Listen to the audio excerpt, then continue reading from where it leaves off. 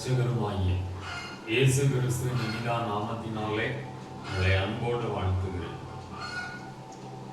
ஏசாயா தீர்க்க தரிசன புஸ்தகம் 43ஆம் அதிகாரம் 1ஆம் வசனம் சொல்கிறது, இப்போதும் யாக்கோபே உன்னை சிருஷ்டித்தவரும் இஸ்ரவேலே உன்னை உருவாக்கினவருமாகிய கர்த்தர் சொல்கிறதாவது, பயப்படாதே, உன்னை மீட்டுக் கொண்டேன், உன்னை பெயர் சொல்லி அழைத்தேன், நீ என்னுடைய. அல்லேலூயா.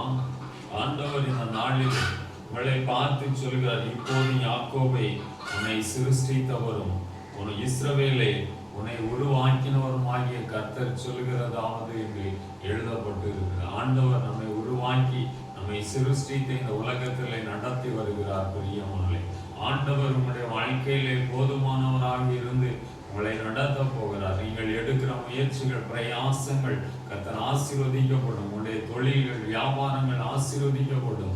இந்த ஆண்டு, இந்த மாதத்திலே ஆண்டவர் உங்களுக்கு ஒரு உயர்வை தந்து உங்களை கனப்படுத்த போகிறார். ஆண்டவர் சொல்கிறார், பயப்படாதே, உன்னை மீட்டுக் கொண்டேன். நீங்கள் பயப்படுகிற காரியங்களிலே கர்த்தர் போதுமானவராக இருந்து உங்களை மீட்டு உங்களை நடத்த போகிறார். இந்த தேவன் இந்த நாளிலே உங்கள் மத்தியிலே கடந்து வந்து இருக்கிறார். வேதம் சொல்கிறது, உன்னை பெயர் சொல்லி அழைத்தேன், நீ என்னுடையவன்.